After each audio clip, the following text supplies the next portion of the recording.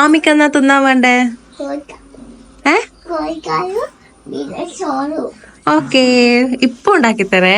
അപ്പോൾ ആമിക്കുട്ടിയുടെ ആഗ്രഹം പോലെ തന്നെ ചിക്കൻ വെച്ച് എന്തെങ്കിലും ഒരു ഐറ്റം നമുക്ക് ഉണ്ടാക്കാം. ഇവിടെ ഇപ്പം നെയ്ച്ചോറുള്ളതിനെ കൊണ്ട് നെയ്ച്ചോറിന് പറ്റിയ എന്തെങ്കിലും കറി ആക്കാം. എല്ലാ ചിക്കൻ കറി ആക്കുമ്പോഴും നമ്മൾ സ്ഥിരം മസാലകളാണല്ലേ ചേർക്കൽ. ആ മസാലകൾ തന്നെ നമുക്ക് ഇവിടെയും ചേർക്കാം. ഉപ്പ്, മഞ്ഞൾ, മുളക്, മല്ലിപ്പൊടി, ചിക്കൻ മസാല, ഗരം മസാല, കുരുമുളക്, ഇങ്ങനത്തെ സാധനങ്ങളൊക്കെ ഇട്ടിട്ട് ഈ ചിക്കൻ നന്നായിട്ട് മാഗ്നേറ്റ് ചെയ്ത് വെക്കുക. പിന്നെ ഞാൻ തൈര് യൂസ് ചെയ്യുന്നുണ്ട്.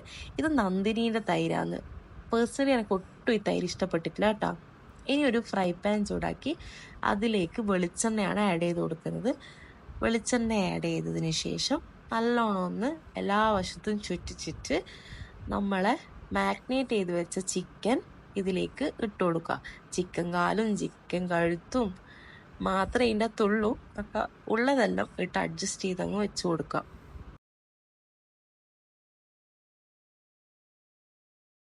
ഈ ഘട്ടത്തിൽ ശ്രദ്ധിക്കേണ്ട രണ്ട് കാര്യം: ചിക്കൻ ഹൈ ഫ്ലെയിമിൽ വെച്ചുകൊണ്ട് വേണം ചിക്കൻ ഇട്ട് കൊടുക്കാൻ വേണ്ടിയിട്ട്. പിന്നെ ഇട്ട പാടന്ന് മറിച്ചിടാൻ പാടില്ല. ഒരു 5 മിനിറ്റ് ചിക്കൻ അങ്ങനെ തന്നെ അവിടെ വെക്കണം. എന്നിട്ട് മാത്രമേ മറിച്ചിടാൻ പാടുള്ളൂ.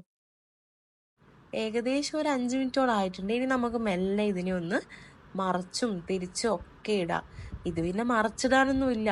ആകെ ഇതിൽ ചിക്കൻ്റെ കഴുത്തും ചിക്കൻ്റെ കാലും നമ്മൾ നേരത്തെ എടുത്തപ്പോൾ ബാക്കി വന്ന കുറച്ച് പീസേ ഉള്ളൂ. പിന്നെ ഓള് ചിക്കൻ വേണമെന്ന് പറഞ്ഞത് കൊണ്ട് മാത്രം എന്തെങ്കിലും ആക്കാന്ന് വെച്ചിട്ട് എടുത്തതാണ്. ഇപ്പം ഞാനിവിടെ കുറച്ച് മല്ലിയില, ഇത് ആഫ്രിക്കൻ മല്ലിയാണ്, നമ്മളെ വീട്ടിൽ തന്നെ ഉണ്ടായിട്ടുള്ള ആഫ്രിക്കൻ മല്ലിയാണ് ഇട്ട് കൊടുക്കുന്നത്. നമ്മൾ കുക്ക് ചെയ്യുമ്പോൾ ആമീൻ്റെ സ്ഥിരം പരിപാടിയാണ് ഈൻ്റെ മുകളിൽ കയറി വന്നിട്ട് എന്തെങ്കിലും കുരുത്തക്കേട് ഒപ്പിച്ചു വെക്കുക എന്നുള്ളത്. ഇന്ന് അവൾ ചെയ്ത കുരുത്തക്കേട് മോന് കാച്ചി വെച്ച കുറുക്കിൻ്റെ അകത്ത് വെള്ളം കോരി ഒഴിച്ചു എന്നുള്ളതാണ്. ഇതൊന്നും അവൾ അറിഞ്ഞുകൊണ്ട് ചെയ്യുന്നതല്ല, എല്ലാം അവളെ കുരുത്തക്കേടിന്റെ ഒരു ഭാഗം മാത്രം. പിന്നെ കഴിഞ്ഞ ദിവസം ഞാനൊരു സമൂസയാക്കുന്ന വീഡിയോ ഇട്ടപ്പോൾ ചില ആൾക്കാർ വന്നിട്ട് പറഞ്ഞിട്ടുണ്ടായിരുന്നു കോപ്പിയടി എന്നൊക്കെ.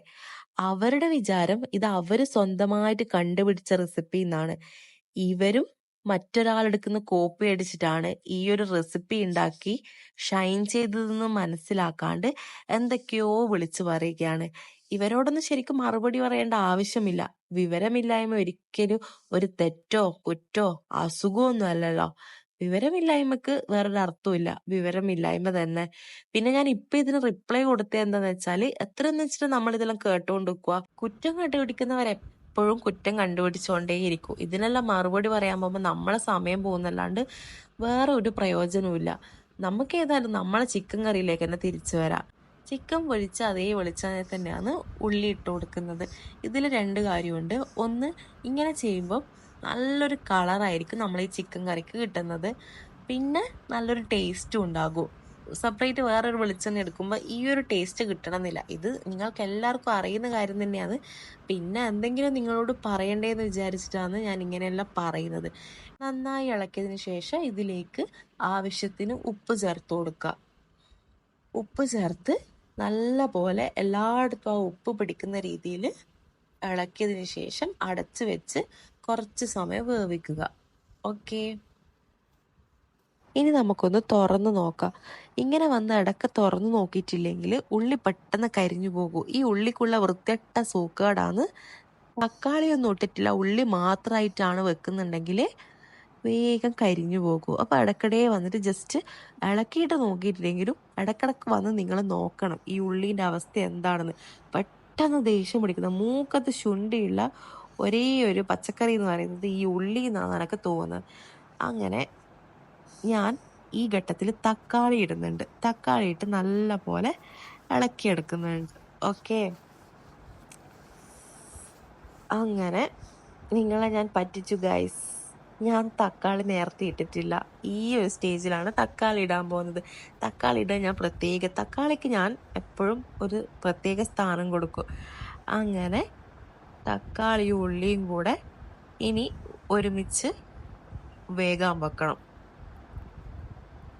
നല്ല പോലെ ഇളക്കിയതിന് ശേഷം നമുക്ക് ഈ ഒരു സ്റ്റേജിലും കുറച്ച് മസാലപ്പൊടികൾ ആഡ് കൊടുക്കാറുണ്ട്. ഇല്ലെങ്കിൽ ആ ഒരു ടേസ്റ്റ് നമുക്ക് കിട്ടൂല. അതിനാദ്യമായിട്ട് ഞാൻ മഞ്ഞൾപ്പൊടിയെ സ്വാഗതം ചെയ്യുന്നു. മഞ്ഞൾപ്പൊടി, വെൽക്കം ടു മൈ കിച്ചൺ. ഇനി മുളക് പൊടിയെ നമുക്ക് വെൽക്കം ചെയ്യാം. ഇനി ആരാണ് വരാൻ പോകുന്നത്? ഗരം മസാല. ഇനി ആരുമില്ല, ഇത്ര മാത്രം മതി. നമ്മൾ നേരത്തെ പറഞ്ഞത് ഒരു സിമ്പിൾ ചിക്കൻ കറിയാണ്, കുട്ടികൾക്ക് വേണ്ടി ഉണ്ടാക്കുന്നതാണ്. അതുകൊണ്ട് കൂടുതൽ മസാലകളുടെ ഒന്നും ആവശ്യമില്ല. ഇനി നമുക്ക് പൊരിച്ചു വെച്ച ചിക്കൻ ഇതിലേക്ക് ഇട്ട് കൊടുക്കാം. ചിക്കൻ ഇട്ടതിന് ശേഷം നന്നായി ഇളക്കി കൊടുക്കുക. ആ ഉള്ളിയും തക്കാളിയും എല്ലാം ചിക്കനിൽ പിടിക്കുന്ന വിധത്തിൽ ഒന്ന് സെറ്റാക്കി കൊടുക്കാം.